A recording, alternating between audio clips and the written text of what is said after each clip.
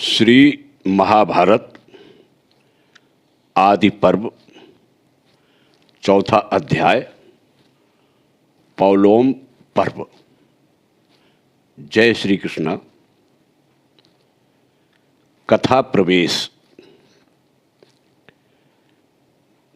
नैमिषारण्य में कुलपति शौनक के 12 वर्षों तक चालू रहने वाले सत्र में उपस्थित महर्षियों के समीप एक दिन लोमहर्षण पुत्र सूतनंदन उग्रश्रवा आए। वे पुराणों की कथा कहने में कुशल थे। वे पुराणों के ज्ञाता थे। उन्होंने पुराण विद्या में बहुत परिश्रम किया था।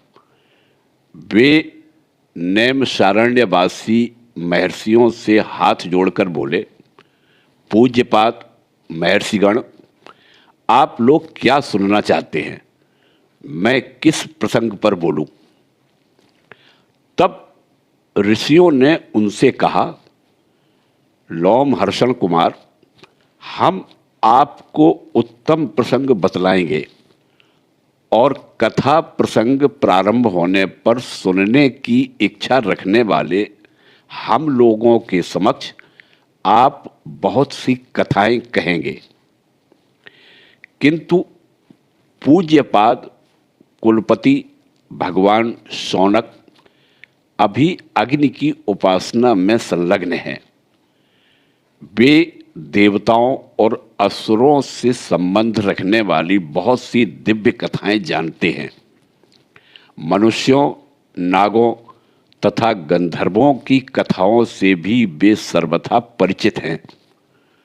सूतनंदन, वे विद्वान कुलपति विप्रवर शौनक जी भी इस यज्ञ में उपस्थित हैं। वे चतुर, उत्तम व्रतधारी तथा बुद्धिमान हैं। शास्त्र, श्रुति, स्मृति, इतिहास, पुराण तथा आरण्यक अर्थात बृहदारण्यक आदि के तो वे आचार्य ही हैं।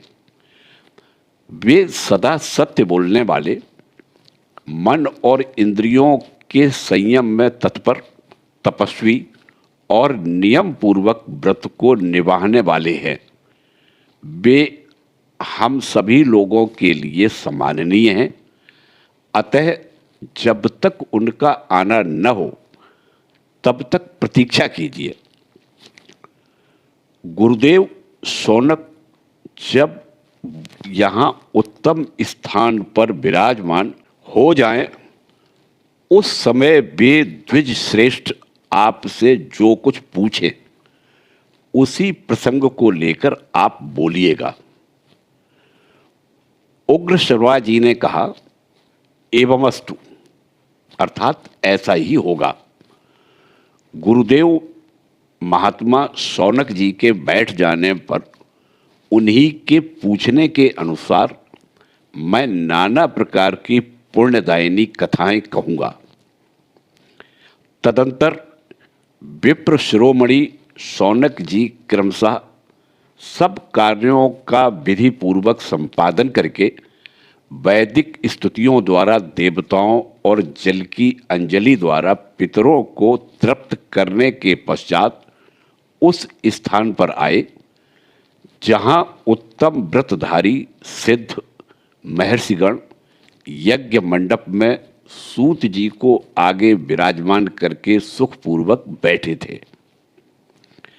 ऋतुजों और सदस्यों के बैठ जाने पर कुलपति शौनक जी भी वहां बैठे और इस प्रकार बोले, इति श्री महाभारते आदि पर्वणि पौलोम पर्वणि कथा प्रवेशो नाम चतुर्थोध्याय। जय श्री कृष्ण।